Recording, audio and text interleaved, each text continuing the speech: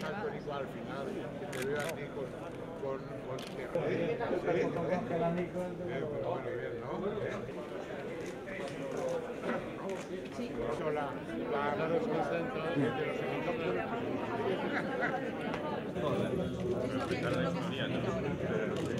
los de rescatar a los dinosaurios. Entonces se hace el rescate, la película que vamos a ver luego.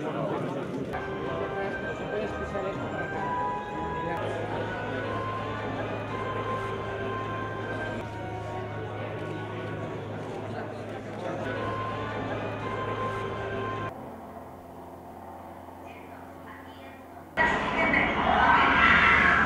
¿Por qué lo dice? Porque a